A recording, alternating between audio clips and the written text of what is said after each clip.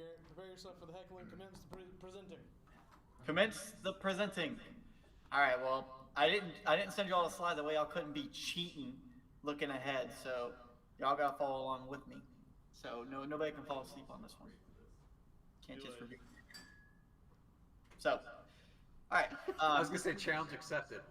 Yeah, try to keep up. Yeah, it's gonna be a little bit of a ride. So, um, this presentation was created to cover, like Corey said, what you need to know, and we're gonna try to demystify some of the rumors around it. Because I know when I was working with Corey, we were looking at obviously trying to push this like every organization should, and it was just inundated with garbage from companies that wanted to sell you stuff, and there was no thoughtful way to actually get around that without doing like a lot of research. Because you have a company come to you and you expect that they're maybe telling the truth, but most of the time they're not. So I got pretty fed up with it and made this presentation for everybody at the bank, and now it's here. So yeah, Did you implement it at the bank, or did you leave?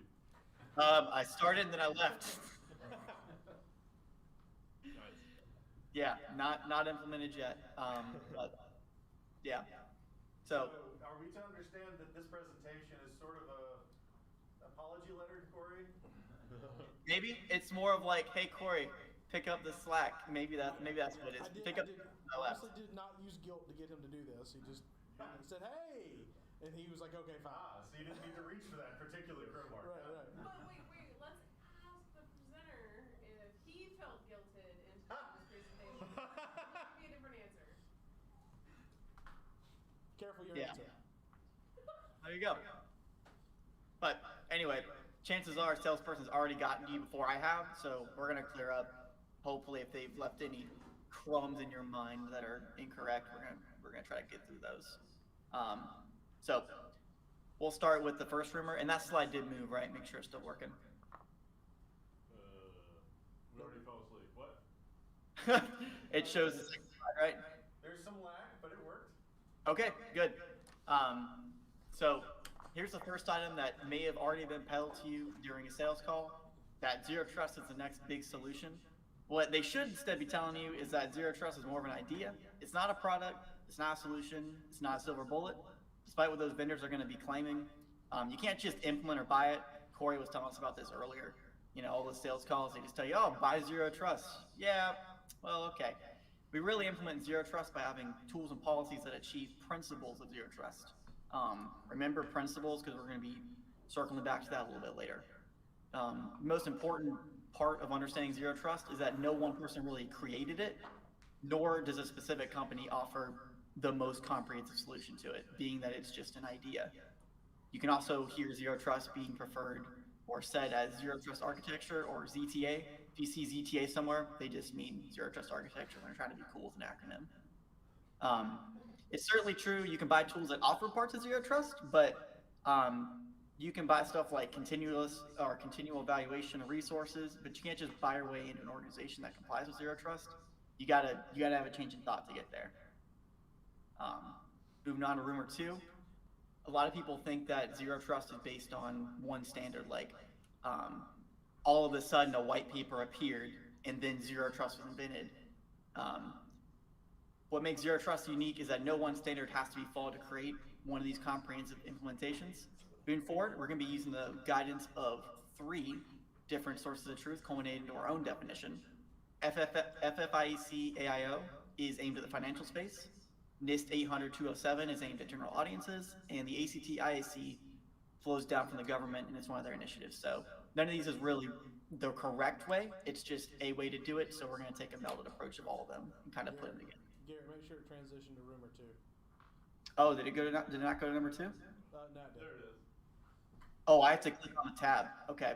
Yep. I'll keep that in mind. Now we see the porn tab, so put it back. Okay. So what gets even more interesting is that because there's no centralized definition of what Zero Trust really is, Zero Trust becomes a value of its sums. Each contributing resource adds its own definition, and one organization may see it in a completely different lens than another.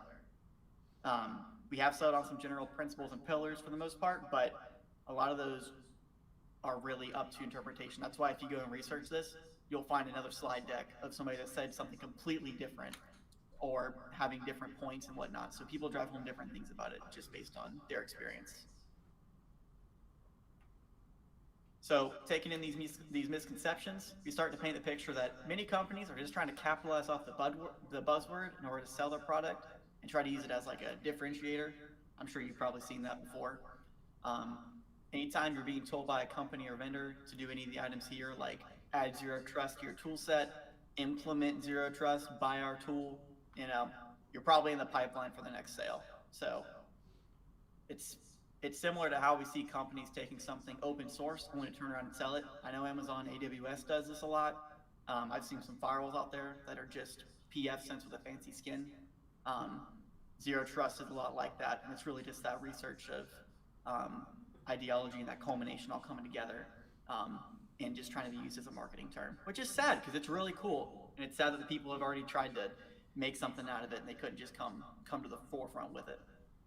So we're going to cut through the marketing, and in order to do that, we have to know what not to fall for. So we're going to explore key principles to change your plan from looking at products with a buzzword to instead finding products that help fulfill your own zero trust objectives. In order to do that, first you need to understand what it is, how it works, and why we need it. So we're going to look at the principles, the pillars, and then what an architecture might actually look like. Does anyone have any thoughts or questions so far before we move into that? We're drinking every time he mentions zero trust, right? Yeah, you're going to be wasted at the end of this, dude. Better get ready for that. I mean, it is cul-de-sac, so. I mean, I drink and I know things, so it sounds like a challenge accepted to me. So starting with the plain definition, the boring part is zero trust aims to combine a collection of concepts to minimize uncertainty when enforcing accurate, least privilege, per request access decisions with the assumption the network is currently compromised. The key words we can actually pull out of that are, as mentioned previously, simply a collection of concepts. Again, we see that. These concepts come together in the way that bring home the point that we have to assume we're currently compromised. And we should have systems in place to help us protect us from this assumption.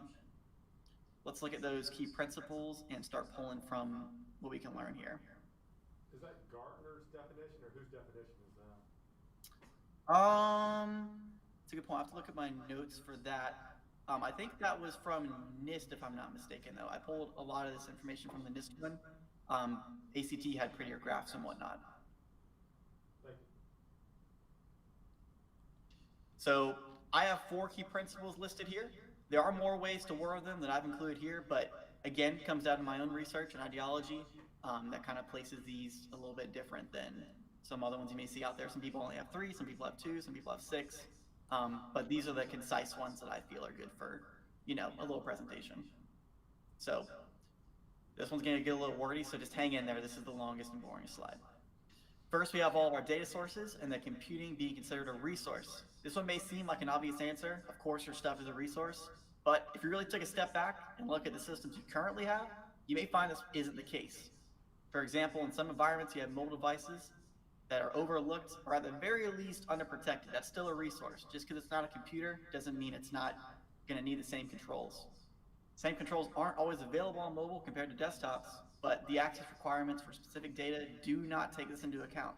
If you access OneNote or OneDrive from your phone without setting up these dynamic controls or MDM, chances are you probably fall in this category. And MDM enforcing a PIN requirement doesn't count. Next, we should look at how each of our resources access data. Accessing data has to be granted each time that access is requested. This can be more easily thought of as dynamic authentication instead of static, where one time you get on and then that's it. This results in when a resource is active, the connection is constantly being monitored for adverse or unexpected behavior. Systems which don't comply with this are captive VPN or any VPN of that sort. I remember there were there's a lot of companies that use a captive VPN that say, okay, you're on the network, you're good to go. That's in a pretty direct violation if you don't continually assess after that. So that's a big one that a lot of people are going to have trouble letting go of as well.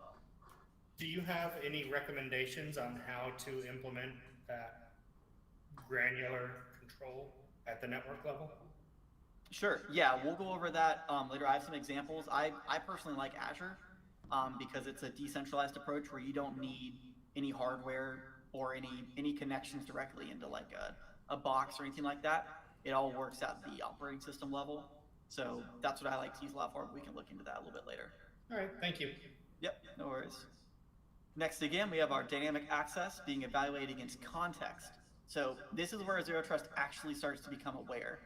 By pulling on multiple sources of data, which we'll see in our diagram, we can see stuff like user login location, time, the privilege level, whether they entered the password correctly the first time, the 10th time. All of these create a fuller picture.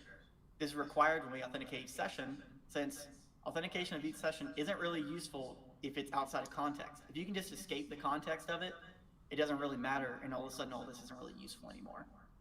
So the final one, we need to have all of our communications secured. This can mean anything from logins, email, computer-to-computer traffic. Obviously, all of our older protocols, Telnet, anything that computers over, like plain text, that's not going to be allowed anymore. That's bad. And even people are pushing for like the way the computers talk to each other on the network through like that BIOS and all that stuff like that. Turning off unnecessary protocols that communicate in this sort of way is going to be a good way to drive it home. Slides here. Okay, so those are all of the ways that we see principles. Let's move on to the pillars. So to explain the pillars, think of the previous principles as the objectives of Zero Trust. So think of them as what you're actually trying to achieve. These pillars are the ways you're going to use to actually support and get yourself there. Without your pillar supporting the house, you're not going to be able to build your structure of Zero Trust at all. For example, we know that in order to make contextual decisions, such as recognizing a device logging in from a new location, we need an analytics pillar in our security model. We can't get this data from thin air. We have to have logging and secure ways of transmitting that information back to like a centralized area. It's kind of like a SIM. Along with this, in order to take action, we need competent automation to boot the user off if it's not in compliance. Each of the pillars is important. If we leave one of them out, we're going to be weakening the whole structure, and we can't really have that. So you can't really just pick and choose, oh, I want network to be one of my pillars, or I want my applications to be secured. Well, that's one of them, but it's the user automation device is all built in too. So if you look at our diagram here, you see you are here. We see that our entire operation is working around data. Now we for sure have data. So when we look at our pillars, our computers, users, applications, network, devices, all of that we can use to leverage to achieve our objectives. When you're shopping for these fancy new tools, or as you can see them now as pillars, try to see them in the light of how they can help support the objectives of Zero Trust. Not all tools labeled Zero Trust will be a beneficial add to your pillar. You may already have coverage for it. A lot of times people try to sell you something like, oh, you can use this SOAR platform to increase your automation, or pull more information from your computers using analytics. That's cool, but you may already have coverage for that, and you may not really need coverage doubly on that. You may want to instead invest in either your network or your device monitoring instead of doing another automation or another analytics tool. So, I have a quick question. Yeah. So you're focusing on data and kind of moving up the stream of things. Does this have a idea of like low, medium, high, critical, non-critical,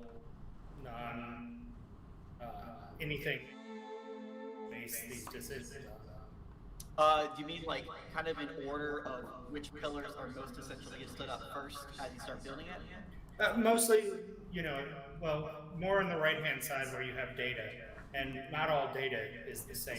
So some data is critical to your organization, some is not critical, some is like, if this ever leaves the organization, we're done. Yeah.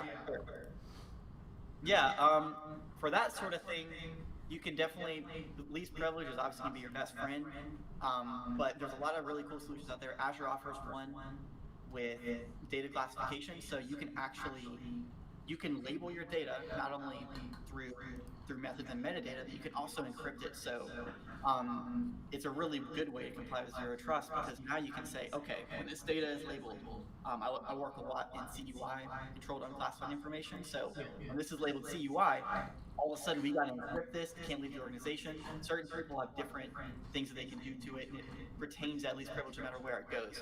Even if you send it outside the organization, they're not one of the users that can unencrypt the file, thus you're not allowed to access it.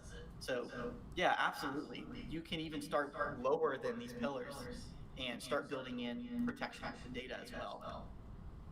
And I'd say that that would even fall under analytics and having your applications actually be aware that this data is indeed CUI or is PII or FCI, whatever you have, making those applications aware whenever it flows through in order to label it. Does that kind of answer your question? No, it certainly does.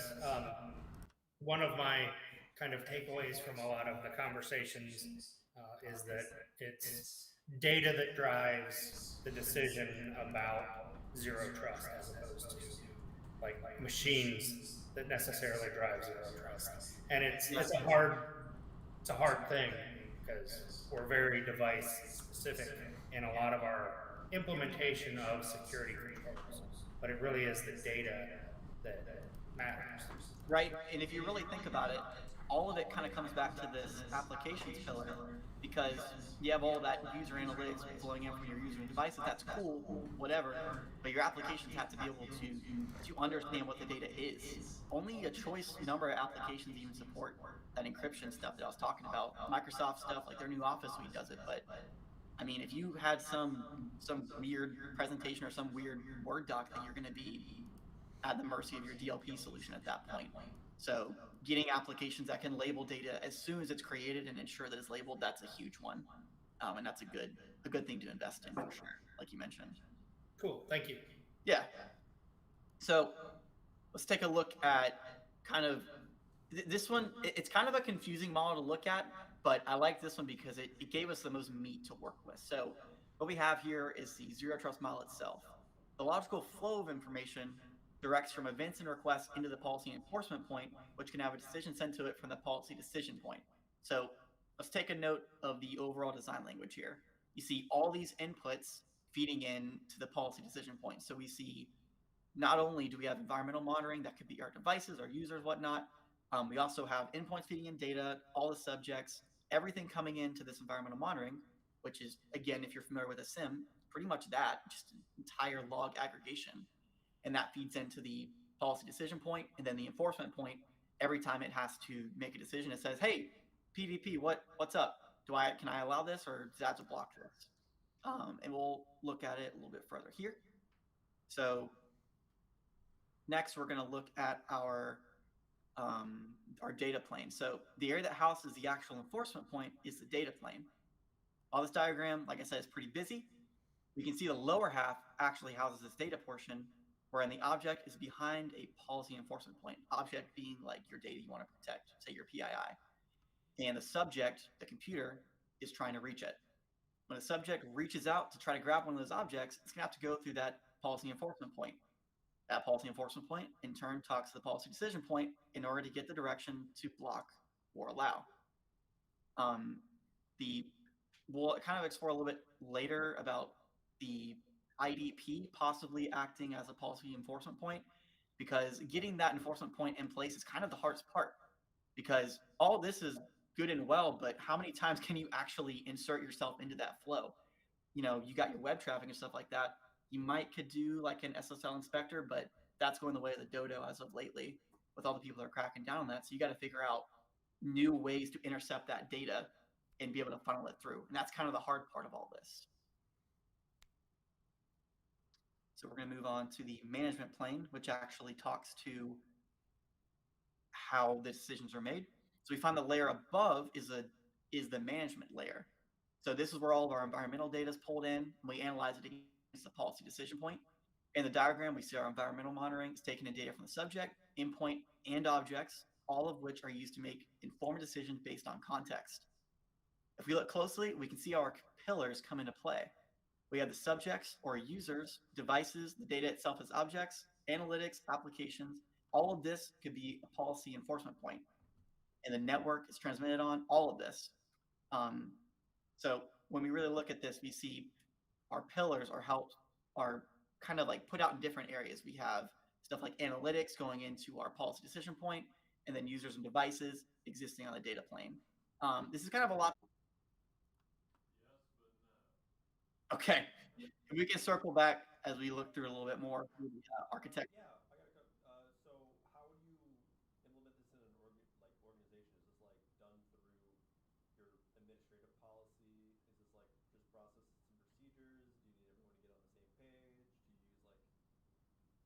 Yeah. in SRM tool? How do you activate these workflows?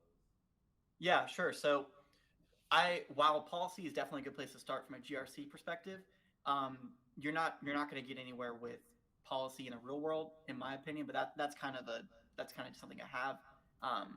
So for me, this starts in Azure. So I start by saying, okay, I have my protected data sitting on SharePoint or behind whatever application connected via API that I need it to sit on.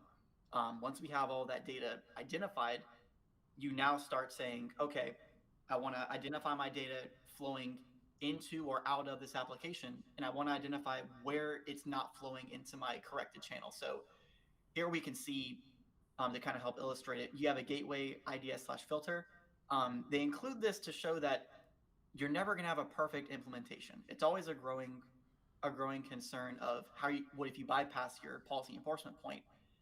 So this would be like your firewall, something that isn't one of those layer 7 investigation tools. So to answer your question of, okay, this is cool, how do you actually implement it? I mentioned a little earlier that Active Directory can be used as an IDP, which is a really good enforcement point. So if you were to throw all of your applications behind Active Directory, you could start enforcing conditional access, which we'll get into in like 2 or 3 slides. And all of a sudden, that's going to enable you to watch for device compliance through enrollment in Intune, making sure that your data classification is flowing where it needs to go. Even out-of-band applications, you can prevent your machines from allowing the egress of that data with certain classifications to pretty much anywhere. So yeah, I like to start at the MDM level, and then I start building out my policies to say, okay, data can go here, it can't go here. Okay, now that I've got that built, I build my data repositories to tell, okay, data repository, you can share here, but you can't share here. Stuff like turning off external sharing, only allowing certain organizations to share within you, that sort of thing. Once you have where the data is being transmitted from and transmitted to lockdown, now you can enforce those two being the sole communicators between each other. Does that kind of make sense? I mean, it does. But I mean, you're kind of shifting it, right? You're sort of shifting the application burden to, in this case, sort of a platform as a service provider. So we say, okay, we're going to bite off on the 365 model, but when I need that data to be useful outside of 365 because it's encrypted, then there's the issue, right? I mean, it's almost like a VDI trade-off, right? In terms of virtual desktop infrastructure, except for the fact that I need that data to be useful somewhere else, right? And then it becomes a bit of a tough nut to crack, right? Exactly. So what we ran into a lot was whenever we had CUI, we wanted it contained in this nice ecosystem, and then all of a sudden, you're right, that process has to support being email. Well, crap, that's not a zero trust tenant. We can't securely ensure that once we email this out of the organization that it's not going to be taken in the wrong hands. So you're absolutely correct. And there's options within it to say, hey, whenever we have something like this, we'll transmit it over a secure email gateway. We'll do the best we can, but we have to unencrypt that content and make it useful outside of it. And at some point, you're right. You know, you've got your great pearly gates within your organization, but at some point, you have to do business, and that's kind of the antithesis of zero trust, in my opinion. That is the hardest part to implement. I agree. Well, one of the things I've seen is the interplay between different infrastructures. So, you know, you're talking about the Microsoft infrastructure, and it is phenomenal what they have and what they have there. But as soon as you kind of skip outside it and have to interface with something else, you kind of lose a lot of that protection, and there's just no integration between kind of those pillars of, you know, Microsoft, Amazon, and GCP. Yeah, what I did to kind of tackle that back when I was working with Corey was we had a data classification tool that inserted metadata into documents, and Azure does that same thing with its documents, focusing solely on the data in this conversation, obviously. And we used our security tools that monitored outgoing data and whatnot in order to look into that tagging and metadata in order to take decisions based on that. So yeah, bridging that gap is obviously pretty hard, but they've been putting in a surprising amount of breadcrumbs for us to pull off of, and it's making it easier and easier by the day. So Yeah, It's good to hear that. yeah, it impressed me. A year ago, when I gave this presentation a year ago to Corey, we were not in the same place as we are now, and they've made a ton of stuff happen. And Microsoft's just one example. Obviously, you have all sorts of different ones. You got like Varonis, all sorts of fun stuff. But I like Azure just because of how quickly you can integrate and make stuff work, and that everybody has it, but everyone underutilizes it. My favorite part. So, Every time I see the policy enforcement piece, right, mhm. it seems like sort of the non-vendor answer is service mesh, right? Have you seen, right? Have you looked at sort of the service mesh in terms of building it sort of on neutral architecture? Yeah, you're talking kind of like SASE. Or, I mean, even at the basic level, your Istios, your Envoy-based proxy, whatever your proxy is, right? To actually, because you have to do not just people, but service-to-service connections as well, right? I mean, Mhm. if you want to build your own infrastructure, right? If you're just not going to rely on, Microsoft Platform as a Service, at some point, you need to write applications, right? Sure. You need to be able to communicate, right? And even if you rely on Platform as a Service stuff, your stuff locally, at some point, you have some sort of on-premises something, right? Mhm. Presumably, you want to enforce those same constructs within your own metal. Right. Yeah. So how do you build this with an on-premise solution that isn't just SharePoint Office 365, right? Yeah, I think that's big because I know even, just before zero trust became the buzzword, you had the ability in Microsoft to allow clients based on a lot of criteria and how you set it up with your certificate authorities. But now we're looking at crossing it across that idea of just being a Microsoft infrastructure to other infrastructures. Right. Yeah, because you have all these legacy systems out there doing God knows what, honestly, sometimes, but you have to support it. So yeah, that's one that not a lot of people have an answer for. And I'm not a vendor trying to sell you something. So um, we've had we've had our fair share of people say, like when that exact question is asked, they go like, oh well, you could just migrate your workflow to the cloud, because truly, you're right. No one has an answer to that yet. I have yet to see someone that offers an actual on-premise solution that allows you to easily create connectors and integrations between stuff like that. That is something I want to work on. We've kind of thrown the idea around at Citadel a couple times, but yeah, shoot, if someone has the answer to that's a winner. That's a winner question, because really zero trust is how far do these zero trust systems extend? Once you get outside the extension, kind of starts dissipating. It's kind of like I can zero trust people in my environment, but I can't zero trust someone else. Right. Yeah, exactly. So that's a good point. We should definitely talk about that after. I'd actually like to see what y'all think about that. Okay, so let's go over kind of at a high level what we talked about there. So our key points are, one, zero trust isn't just a standard. It's not a product. It's just a way of doing security that thrives whenever we have all this dynamic info coming back to us and all of that context. Second, zero trust is exactly as the name implies. It's just making our devices, applications, and data work under the assumption that we can't trust them and that they must continually prove why we should.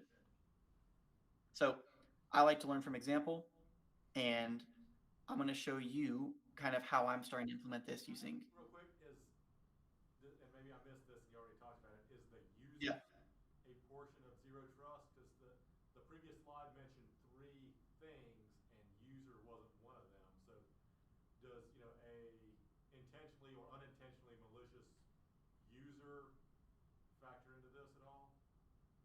So yeah, so that an intentionally or unintentionally malicious user would definitely tie back into the principle of least privilege and ensuring that dynamic access is kind of in play. I don't have it listed here explicitly, but making sure that we don't trust them and making them prove why we should. So in a perfect environment, that malicious actor would be, even if they're accessing it during normal business hours from a normal location, okay, by default, that user's not going to have access into company data. Maybe they're doing loan processing or something like that where they need access on a day-to-day basis.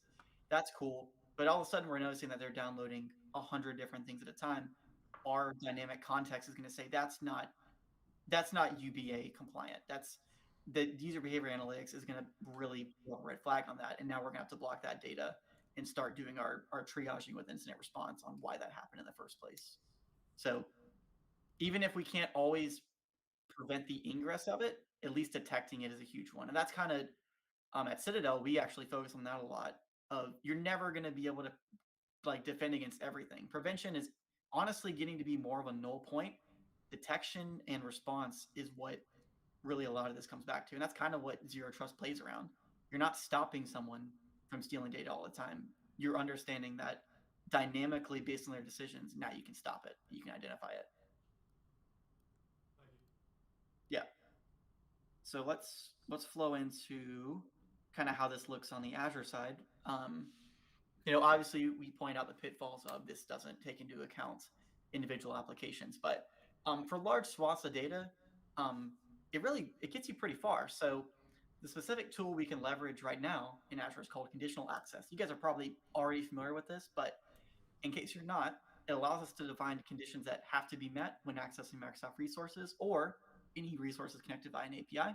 So this could be your Salesforce, any of your CRMs like that, anything that ever house customer data, you can integrate that just as well.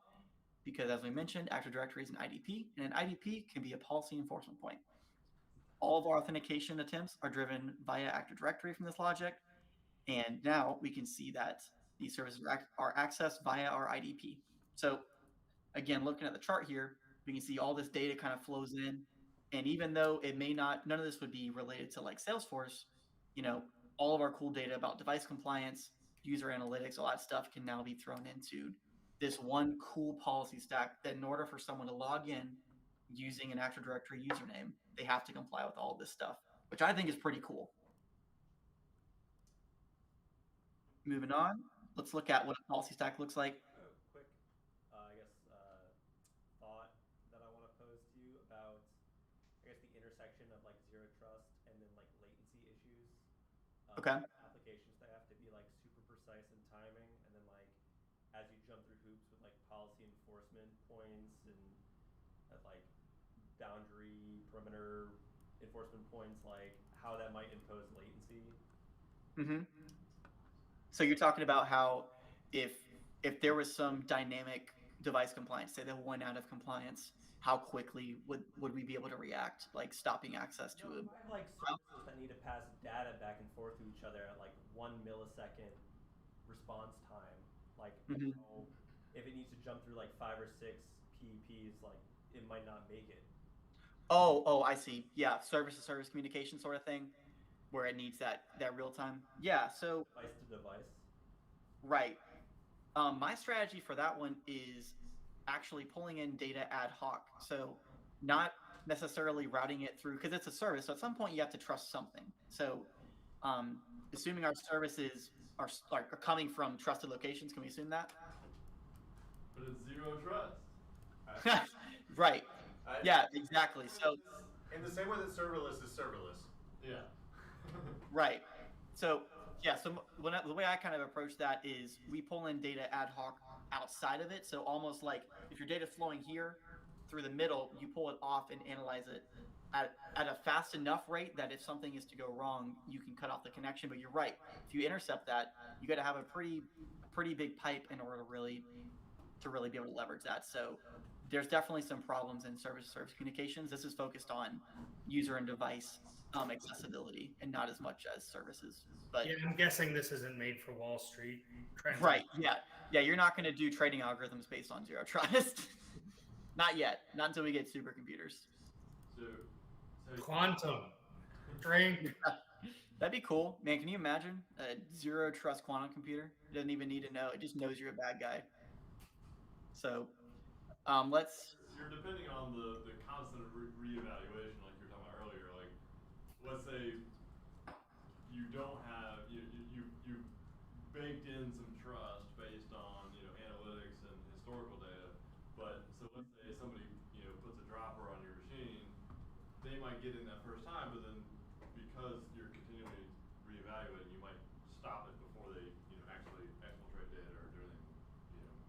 Right.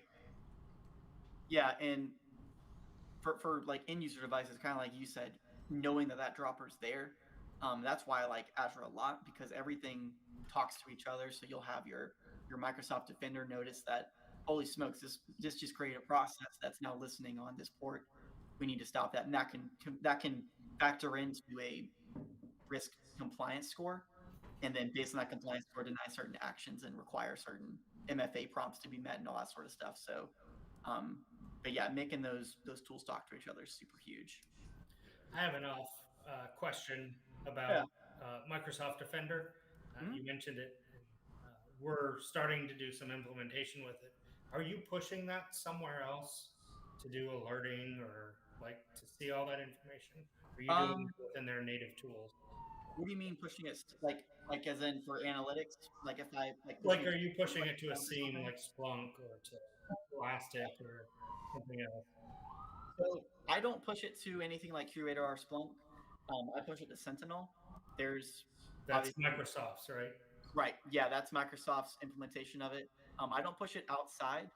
Um, because I like the cohesivity you get from it.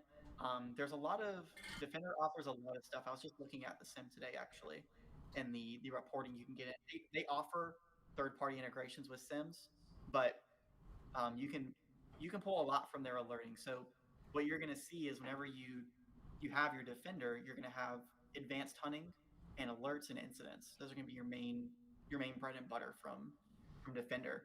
And a lot of that is better done in their console, in my opinion. So if I was in your shoes starting to devise a strategy for it, I would start throwing that Defender data into a sim to be able to have obviously your log retention for extended periods of time. But whenever it comes to actually investigating the data based on endpoints, um, I would do it within the Microsoft portal for Defender because it's really, really good and it offers some really rich capabilities and It, doing it stuff. really does. And it's not related to this. We were looking at DNS and like client conversations out to DNS, and there really didn't seem to be filters or hunting built into that, although I'm early in it. Mhm. But we also have Mac and Linux clients. We're about to do a Mac client. The Yeah. Linux ones don't always show the DNS resolution. They just show the IP resolution, Hmm. and so we're struggling with an idea of how to gather that DNS information. And it doesn't have anything to do with this. And I'm sorry I bring that up. No, you're Maybe good. we'll Yeah. talk about Are it you? later, but Yeah. Are you pulling directly from like Defender? Like, are you pulling from the advanced threat hunting, like network events? I'm guessing is probably the log you're pulling from the string. yeah, network events. I've been doing it from the base, and I don't have a good grasp of the advanced hunting yet. Yeah. So Yeah. If you're curious after, we can link up and I can show you kind of what that looked like because I yeah, haven't. I don't mean to No, you're take good. us away from it. So. No, it's part of it. That's a huge part. Getting all that data. That's absolutely zero trust and pulling in as much data as possible. So I'll quickly go over kind of how I have it set up. So you're not going to have any. There's not really any support out there to say I want zero trust on Azure. How do I do it? Nobody really knows. So I've kind of built mine from the ground up. This is just a snippet of it, but we can see that our principles start getting followed. Now we're requiring MFA on all users, despite where they come from. Um, User risk is now tracked in real time. So in the event that someone's risk score is going to change, they're going to be denied access for like a high level. If it's medium, like maybe they access from a different country, they're going to say, okay, let's do MFA or maybe password change. Along with user risk, like I was talking about with Intune, our security baseline can be monitored with device compliance. We can continuously assess for that. So if somebody falls out of line with our device compliance, we can boot them off as well. Signing frequency and MFA both require, no matter the origination point, that the challenge must be passed periodically. There's some fun stuff with MFA where technically you can require continuous authentication, but you can also have an MFA claim token sitting on a Windows machine that can be pulled from a Windows Hello pin, and it'll continuously assess device compliance along with that pin to essentially assure that somebody is who they still say they are without having to do MFA every like hour, because that'd be insane. So anyway, all of these rules are going to work in tandem to make a system that's responsive to our user changes and risk, and also making our user with privileged access, no matter where they come from or what they're doing, continually verify on top of it because they have more privileges. I like to use PIM. So instead of giving everybody like a T1 or a T2 account, where we say, okay, you have this privilege all the time, 1 a.m., 3 a.m., who cares? I prefer to use everyone has their base account, and then from that base account, you can be assigned into groups that allow you to elevate privilege for a certain period of time, either at the approval of certain people above you or upon input of a justification reason, MFA. And so far, that's been working pretty well to kind of cut down on the amount of privilege creep you get and unprivileged access at times you don't need it. So that's pretty much the whole presentation. I'm hoping at this point, if you didn't already understand, now you have someone else's perspective and you can kind of see it instead of I got to buy tools for Zero Trust, instead of saying, okay, I got to build Zero Trust and I got to buy tools to support it. And that's kind of the paradigm shift that helped me get into it and start understanding it's something more than just meet CI. So anything anyone want to go over on any of this, or I can go over any slide you want. I seem to have a number of questions. Okay. Appreciate what you're doing. This is a great presentation. It just is a lot of thought. Yeah. So in this slide itself, you're requiring MFA for all users, sign-in frequency, and but what do you do for admin users? Do you make them log in with a different account? Do you make them log in from a different machine? Are there additional requirements that somebody who has admin permission that they have to do before they get involved in this? Yep. Yeah, and I wish I could have broke these out a little bit more, but I ran out of slide space. But yeah, so what you see here, there's a directory role sign-in frequency. So when anyone's accessing Azure with any privilege role, one of the 78 or anything at all, I require them to do more frequent authentication. So even independent of, okay, you signed into your computer with Windows Hello and you did MFA, that's cool. I'm still going to make you re-authenticate every 4 hours. A lot of my PIM windows also align with 4 hours. So pretty much if you're administrating something for longer than 4 hours, I'm going to make you re-authenticate again, which is an augmented way to expire PIM access essentially. So from those authenticated users, I don't require a special computer. I just require that their device is compliant. So what that nets us is all of a sudden they can't do this from their phone. They can't do it from home. They can't do it from anywhere, because in order to have a compliant device, it has to be joined with Intune and managed by our company. So it kind of enforces the device that they have to use anyway. So I don't require a special device for admin access. Okay.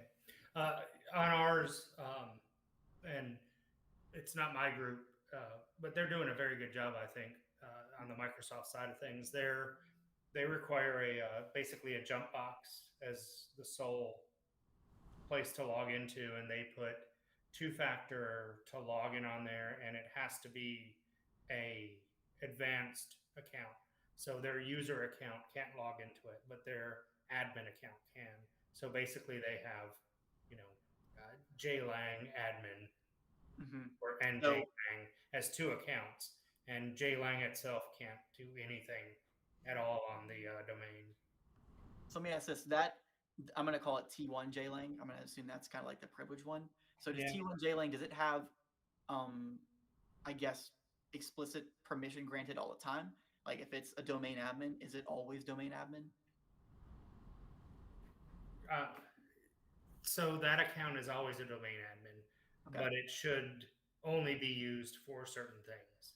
And they do log that and monitor that. So if you just log in and you're on there for 12 hours, I think they disconnect that, much like you do.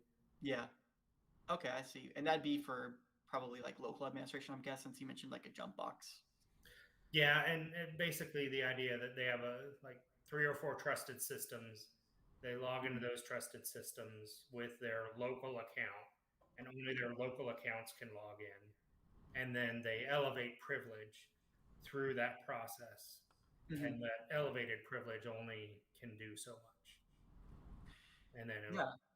I wonder, I actually haven't experimented with that yet, but I wonder if there'd be a way to join that computer to like Azure AD and then authenticate users based on all of this conditional access based on just to access the computer. That'd be interesting.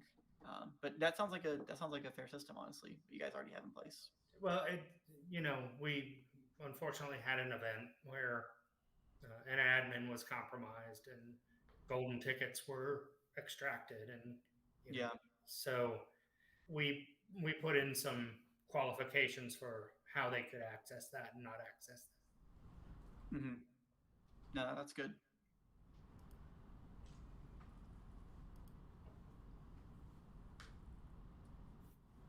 Did we have any more questions? That was a pretty good sales presentation, Garrett. Hey, man.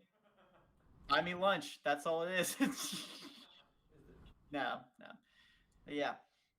So anyway, that's it for me. Is it on a 15 slide, or is there not like a question slide at the end of the PowerPoint? Oh, it's not updating, and I gave up trying to update it at the end. So that's it. Yeah. Hey, we're done now. So, Garrett, I got a question for you. What's up? I Control F your Hold PowerPoint. on. The contrarian speaks. Shut the fuck up. If I Controlled F your entire presentation and did like a find and replace with zero trust and just replaced it with active defense, like, would there be any difference? I don't know what active defense is. Yeah, it's like zero. That's another buzzword. It's but like 7 years old. Probably. I mean, So maybe. And again, we have this concept at Virginia Tech that is all security is local, and my boss talks a lot about that being the beginning of zero trust. Like, you don't trust anything locally. Right. Make them accept it locally, and Yeah. it's interesting because it's gone around and about, but it seems like that's actually more complex, but not wrong in a simple concept for it. Yeah, and looking at zero trust, like I think this kind of started to come about. It came about a while ago, but really started to catch on like 3 years ago or so. But even then, that was before we had certain data classification solutions out there. So, like, honestly, if I was starting ground zero, I would probably even change zero trust to zero data trust, and I would start architecting solutions that said, hey, I don't even care about where you're coming from. All I care about is what my data is doing. I want controlled folder access on the endpoint. I want certain data not be able to be accessed from certain programs. That's really what it is at the end of the day. So yeah, there's definitely some things that in here that actually I might add in for my next presentation. So I appreciate you prompting my thoughts there. Yeah, I know. It's data is the thing. Right. It is the bottom layer of everything. And it's weirdly a higher layer in the protocol structure that you think of. And security has generally been pushed to lower layers, and now it's definitely not. So if you don't mind me asking the group, I guess, how are you guys inspecting your data? Because 2 years ago, data inspection through SSL decryption and whatnot, like if someone's uploading something to the internet, if there's not an agent on that computer that's watching the file traverse from the endpoint onto the process for Chrome or Edge, like you're kind of out of luck. And I know since then, providers like Google have even been like kind of cinching down further on certificates and whatnot, not allowing that man-in-the-middle attack. How are you guys dealing with data exfiltration and all that kind of jazz? I mean, DLP plugins built into the browser extensions, right, is a solid one, right? And have those pushed out by some sort of group policy. Yep. That's the sort of the basic one. Because, I mean, you're right, on the other side of the encryption, you've got nothing. And if you've got that break and inspect, and there's a huge risk of pushing the certificates out anyway, right? Yeah. For the extension one, I'm guessing you guys probably limit. Well, hopefully you limit local admin access. So if someone was to hop on a random web browser like Opera and try to upload something, what would be the plan there? Install Opera, right? I mean, that's Okay, got it. Yeah. Again, at a university where we have kind of wide open things, we're starting to get to the idea that admin access is not good on a local box, so that they can't install software to do that. But honestly, we're moving currently into the position of using Microsoft Defender and Defender DLP because it runs on everything. We have a huge Linux install base, and until Microsoft recently came out with their Defender plugin, which I've been working with over the last few weeks. We're playing around with that to try and see how it works out. It just doesn't exist in the cross environment. Sure. For those Windows machines, are you pushing Defender through Intune? So we have Intune that we're trying to roll out. We have BigFix and we have Jamf for Macs. And we have, so on the research side of the house especially, and in the hard science side of the house, we have a lot of Linux. Yeah, sure. And there's never going to be a time where that's not going to happen. Yeah. So the Linux side of it has been the most difficult. We've used tools like Spirion, which are PII finders, and they do run on Linux, but it's very limited. Sure. And so, it's been interesting, and we're making this push towards that Defender side of things because of what we can kind of get from it. But yeah. Anyway. To go back to your question about data inspection or exfiltration, I mean, if you're talking about cert pinning, back to your point, that breaks the man in the middle. I mean, SSL decryption is a man in the middle attack. I mean, let's be honest, right? That's how it accomplishes what it's doing. So you've got cert pinning, it breaks it. It blinds you, but in theory, it makes that attack go away. So it's that classic case of, if you're talking internal, especially, encrypt all the things and you're blind and so are the attackers. At least you're on your home turf, but they're blind and you are too. Right. Endpoint controls, which has already been mentioned, an agent or something. Really, I think it comes down to kind of catching it after the point, or maybe in flight via a DLP tool of some sort. Either email or during the upload process, or if that endpoint agent or browser extension or whatever can see that file and can inspect it, then you can stop it then. But yeah, and Corey, that's why we've started looking at Microsoft Endpoint and their DLP product, is because it's before it gets encrypted. It's on the host. It's where the data is at. So we're trying to attack it there at the source rather than trying to decrypt it somewhere down the line. Yeah, and that Defender DLP, there's a really cool feature I like in there that is pretty unique as far as I know, in that you can pretty much say, I only want to allow my data to be exfiltrated or to be sent out through one specific web browser. So for me, I say Edge and Chrome because it supports the endpoint DLP extension on top of what's already installed in the endpoint. So if you try to use any other web browser or process to export data over the internet, it's gonna freak out on that and stop it, which is pretty interesting, and even prevents like a rogue admin from installing Opera and uploading data out of band. I want to point out a funny little word slip you had just there: sent out or exfiltrated. It's really the same thing. No, it actually is a distinction. You can send out data to valid people or invalid people on a authorization, right? Well, no, I mean, you could just be like, I'm sending something that I think is legitimate data to a partner of my company that should receive this data that actually can't. Versus exfiltration, which is, I would say, is a negative actor sending out data that they should. Malice. Yeah.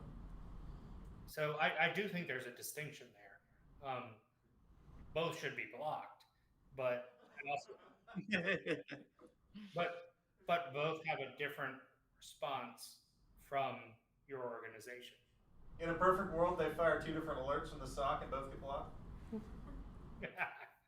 No, one of them's a user ticket. Why can't I send this email?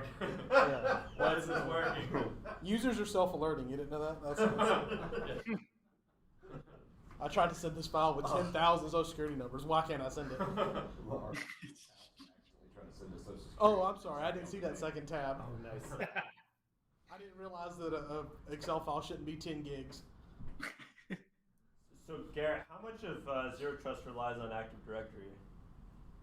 Well, in the sole one that I implement, so again, I'm coming at this from the angle of Zero Trust. We at Citadel, we focus on small and mid-sized business, so the most efficient path for them is Azure. So for me, all of it comes back, all of our process that has business data behind it, and for a lot of these businesses out here that need this the most, it all ties back to that IDP controlled by Active Directory. So having your users identified and having your scope of devices, users, what have you, applications, all running through this conditional access policy decision point, yeah, absolutely pulls back to Active Directory in my implementation.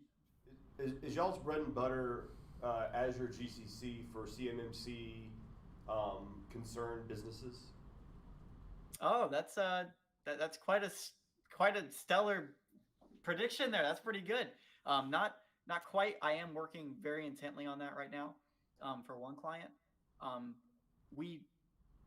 Government's fine, but there's a lot of water to be tread around CMMC with how quickly they changed stuff with CMMC 2.0 just coming out and all that. But yeah, definitely, this could be, Azure is a huge part in ensuring compliance to CMMC 2.0 for one of the clients I'm working with. So within that, do you do the syscontrols version 8? Are you aware of those? Syscontrols version 8, what do you mean?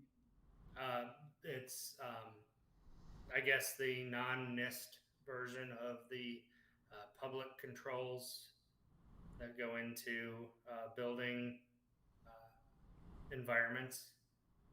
I don't think I'm familiar with that. I may have to look that up. Yeah, I can. Version of security controls.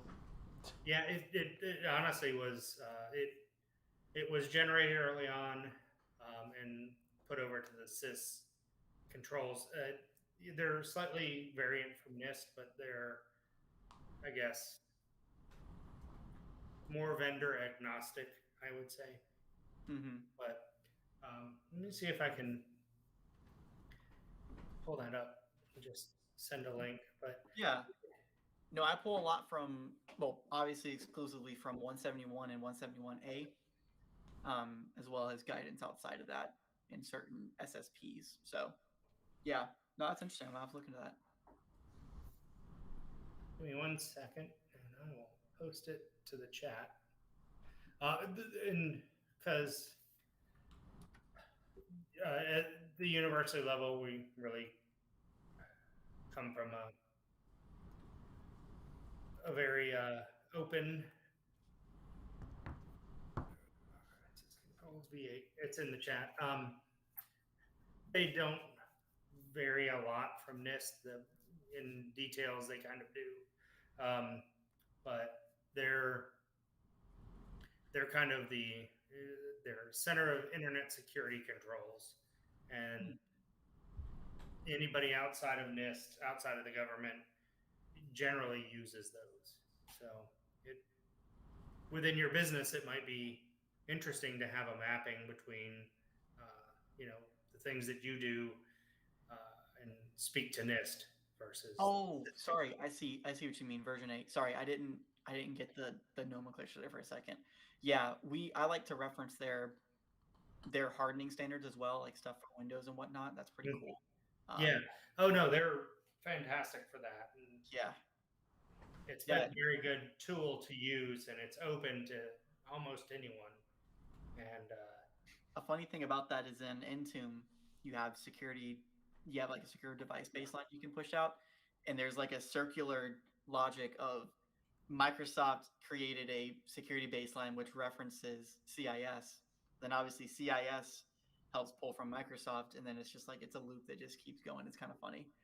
yeah, and NIST Right. does the same thing. It's kind of odd, kind of fun, and it's like, which do you choose to be your standard? And Right. if you're in government, you're going to go NIST, and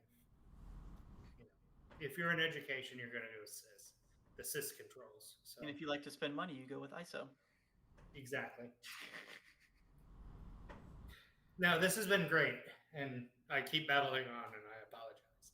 But Oh, you're good. Yeah. No, I hope it was kind of useful.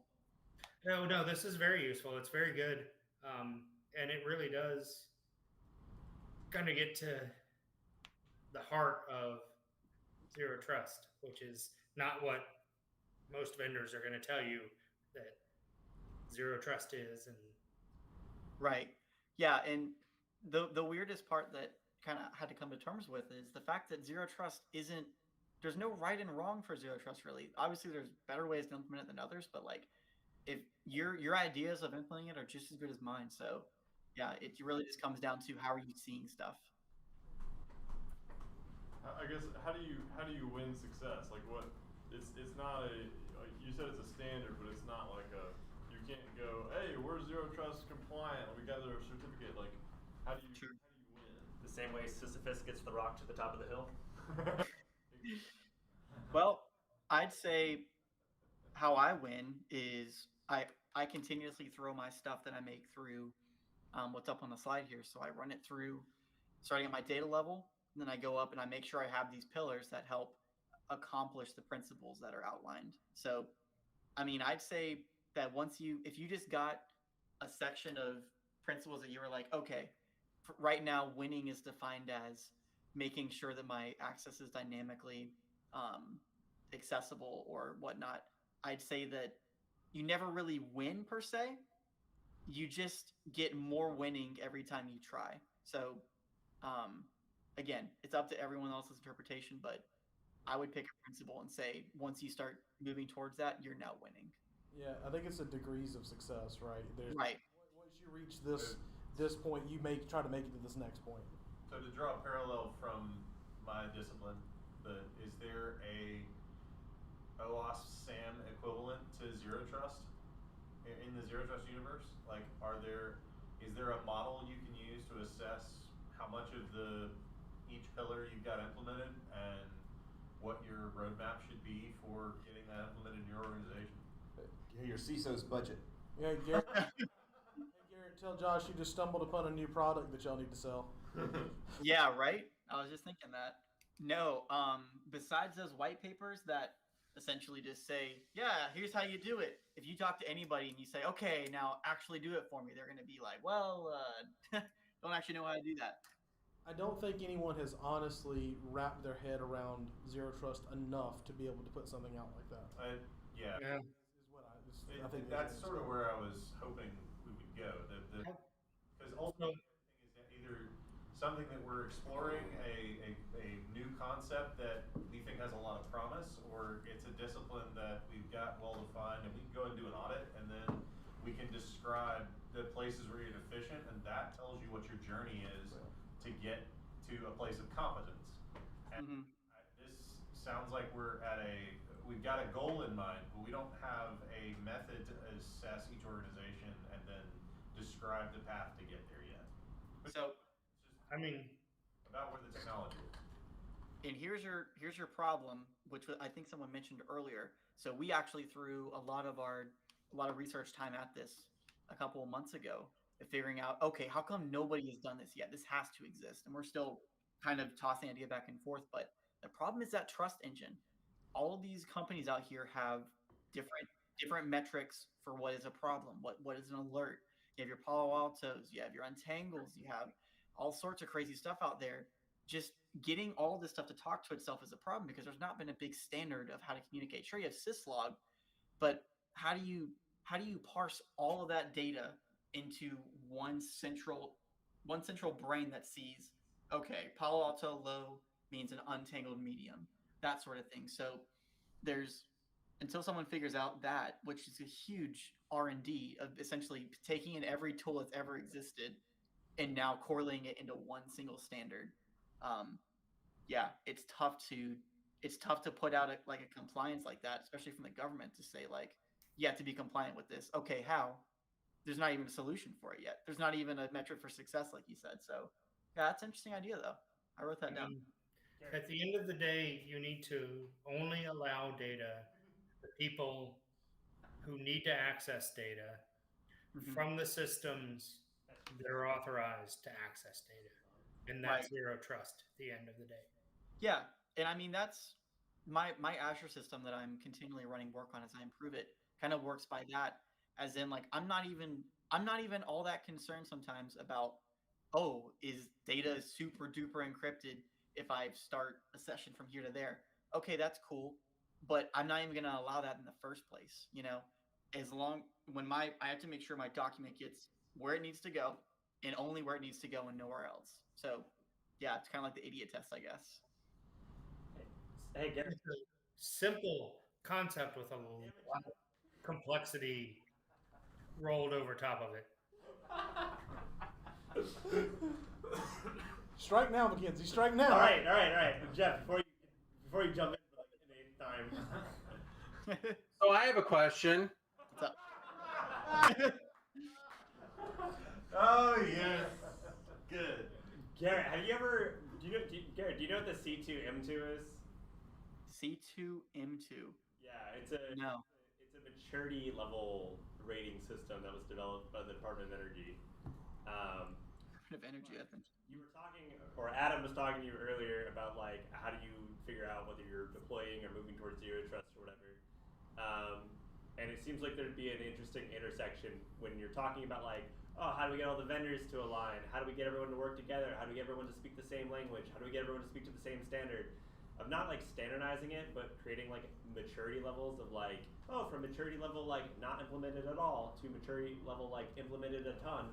Of like, oh, this is how you move towards zero trust, and here's like a bunch of asset like classification families, or I don't know, take the NIST 53 security control families, and be like, oh, in these 17 asset classes, like you're moving towards more mature standards when you do like, I don't know, like you have a firewall, like that's one level of trust, and then you have deep packet inspection, and that's another level of trust, and then you have like encryption both ways with a proxy in the middle or something like that. Moving like towards, I don't know. That seems like a. What's the question? I asked him if he heard the C2M2, and then the follow-up was like, I don't know. Seems like something that you could go investigate. I mean, but I don't want to do it, but you could make it. Yeah. Zero? No, so Because you're going towards zero trust, or Out. that really seems like the cybersecurity maturity model, version 2.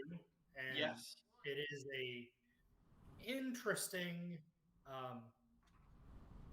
set of Excel spreadsheets to fill out. And It is an approach. Leave it at that. It is an approach. I would say yes, it is. Is it a good approach? Yes. Because the blank check from executives. Give me that key. How do I sell this to my something called executives? metrics. if there's no other approach, it's a good approach. Yeah. So it's actually started to ask those questions that we need to answer as security organizations. And is it good? No, it's not. I filled it out. It's like, what? This doesn't make sense. But it is a good thing to go through, and maybe not report to your board, but it's certainly a good thing to go through. That's what I was going to get into earlier. It's not, it is a standard, but it's not like this where you can just check a box and say, hey, we're NIST compliant, we're STIG, whatever. It's like, hey, we're doing good, pat on the back, like, woohoo. Yeah, it's not compliance, it's maturity. You can't. Well, you should look at it now, because they're going to make it required at some point in time. Yeah, for DoD people. CMMC, you don't mean zero trust. Right. Not zero trust, but the CMMV Well, version 2. gosh, it makes me wonder. So I know the U.S. government's gonna be pushing down a zero trust initiative soon, or cybersecurity for small business and whatnot. I wonder if they're gonna pull down that same POAM thing, because in CMMC, you have your SSP, which tells you that your system security plan, that you're working towards this stuff, and your POAM says, okay, I'm working towards it, but I'm not there. Here are the things I'm deficient in. I wonder if they're gonna have that for something like zero trust. Hey, I just want to point out I own the domain name Poem Purgatory. So. God damn it! Why do you own so many? So why? Let's talk about the important things. Why does she own so many magnificent domains? Hey, Because that one is quite magnificent. So what's super interesting? Business. CMMC and their specific guidelines is originally in CMMC AB like 1.0, that first iteration, no poems were going to be allowed. Mm-hmm. Poem anything and be compliant. Now a lot of that has changed. For example, now with version 2.0, instead of everyone having to be third party assessed, you can attest to the first level of CMMC. Right. It's degrees. CFAR's in a new wrapping, right? Like, come on. The C2M2 is more. Yeah. The long and short of it, though, is requirements are coming and they're here and they're never going to go away. Yeah. Requirements are going to be. Hey, Garrett, I have a two-part question that I don't even know if it's going to make sense. Okay. Let's say, so we've established that there's no real metric to measure yourself against, but let's say you're doing some sort of internal assessment around where you think you stand with zero trust. Mm-hmm. What's a good periodicity to revisit where you think you stand? And the second part of the question is, are there things that the business can do, whether it's changing processes or something like that, that should cause you to reassess out of whatever your normal cycle might be? Okay, so let me reiterate what you said and make sure I understand. So you're kind of asking, is there a way to say I'm at a security baseline level of this with zero trust, and then when do I need to reassess to say I'm here or here? Not specifically. So the second part of the question, maybe, but sorry. You just, as you're doing this, you have an understanding of where you think you're at. Sure. Things can change internal or externally for the business that may cause you to be further ahead or further back than where you were based off, maybe external changes. Absolutely. You could acquire a company that shows up and you might have been zero trust before, but you're not now. I would almost say that it almost sounds like you're asking, how do I level, like if a new process appears in my business, how do I now level set that I need to understand, like, this is now something else, is another whole. If I was to say, like, how would I continuously assess myself, I'd look for how my data is leaving and who can access it, and then when people can access stuff. So continually doing assessments on when, like, what kind of privileges my people have. So doing access control or access reviews and whatnot, making sure least privilege is done. That's a huge one. And then saying, like, okay, least privilege is good. Now, how about my data? Is my data still protected? If I upload it to a different place now, is it going to be allowed? Is that new process a potential exploitable way to get around my zero trust engine? That sort of thing. I don't know if that answers your question, but maybe I don't. On a scale from 0 to 10, how well does Checkpoint fit into zero trust? 0. Okay. 0. So you used to work at SouthBank. What do you do now? What is Citadel? Just background information. We didn't get the intro speaker slide because our fearless leaders are so good at being prepared. If you could, that's how you become an organizer. Like, my quick question for you, like, we could give like a little background about yourself, because we were disenfranchised of that opportunity by Kolasech leadership. Yeah, absolutely. So I started out at Center State Bank before it became South State Bank. and I was a cybersecurity analyst there. I kind of got my way into doing stuff and slowly started weaseling my way around tools, even though people kept telling me no. So eventually, whenever we merged with South State, I became the enterprise security architect, working under Josh, and then Josh went and started Citadel, and in that time, a new person came in, and I was also working with them as well. So at South Bank, which is my favorite way to say it, I did CASB, DLP, so a lot of stuff like that certificate paying that we talked about, API connections and making sure data doesn't go out like that. So as well as policy writing, so information security policy, cloud policy. I think you guys might still have that cloud policy that I started writing. A lot of cloud centric stuff and trying to move us towards zero trust, getting awareness out, obviously, percent and stuff like that. And then from there, moved into Citadel as a principal architect. So now, using that knowledge, I'm architecting solutions for small to mid-sized businesses because they can't afford this stuff. They can't afford a bank level security usually, but we're figuring out ways to pull extreme efficiencies using Azure and certain security tools and giving them like a, a pretty legit solution that they can actually afford, that shoot wasn't even possible 2 years ago with the technology we had. So that's kind of the goal. When you say Citadel, you're talking like that's like a professional services cybersecurity company that was started and not the school. Not the school in Charleston. Oh yeah, no, not a school. Yeah, it's a company on its own. You'll be glad to know that your cloud security standard has survived. They've tried to forget about it and almost recreate it twice now, and I've redirected them to what you created and was like, hey guys, we don't have to make this. Garrett already made it. Can you just please use this? So Oh yeah, it's going to steering committee in a couple of weeks. So that's sick. That's funny that if I was still there, I would still be trying to push it. And I remember when I left, I was still trying to push it. Well, and I will say that Colasec will bring in people who are professionals from different areas and talk about the things that they know, and we appreciate what they do. It's not this is a company to go with. This is a thing to do, and I think we've asked questions that are in a provocative way to make sure that we're not just being like, oh, this is a company to come from here. But this is someone who gave us great information, did a wonderful presentation about something that was not company based.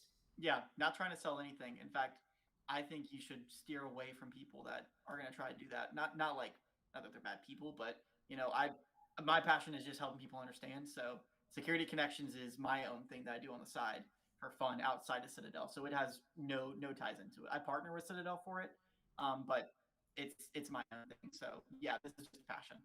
And Garrett, if we would love for you to come back and be a member of this community and provide information, because we all have information that comes from very different places and yeah, sounds like it. very different ways. And I did not expect if you would hear someone else mention CMMC, let alone two people. That's crazy.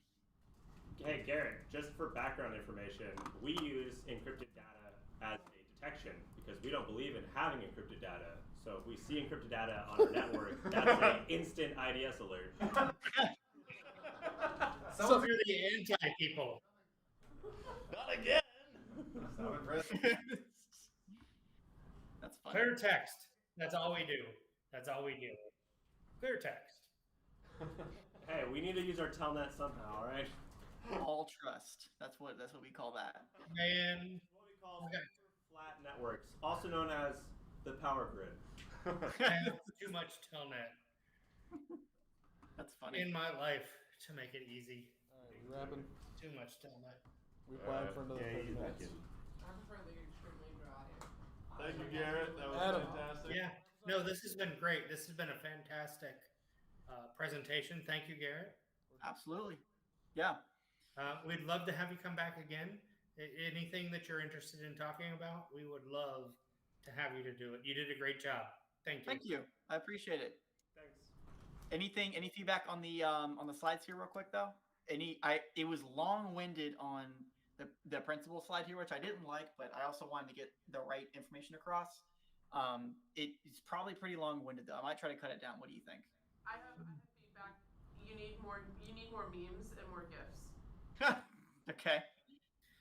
Unfortunately, that's actually not a wrong thing. No. Yeah. But This group has a heavy bias toward the meme worthy, so Now, this is like a good presentation if you're going to show it to like directors and managers. But if you provide a lot of information above and beyond the memes, then it's okay. You can use a meme. You can use things. Next time I'll just present memes, and then I'll balance it out. That is Not seriously. wrong. Oh, that's the Tim strategy. It's the That is, yes. minimum ratio. yeah. It can be 3 to Yeah. 3 all I, this was great, Garrett. Thank you so much. Yep. We All right. appreciate it, and hope to talk to you sometime soon. Yeah, absolutely. I'll reach out to Corey, maybe get some of y'all's info. Love to link up. Be cool. Sounds like we got a lot of things that we all know and we can all benefit from it.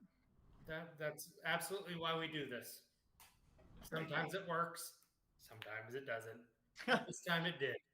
So thank you. Cool. I'm gonna go get some Wendy's. I'll see y'all later. Awesome.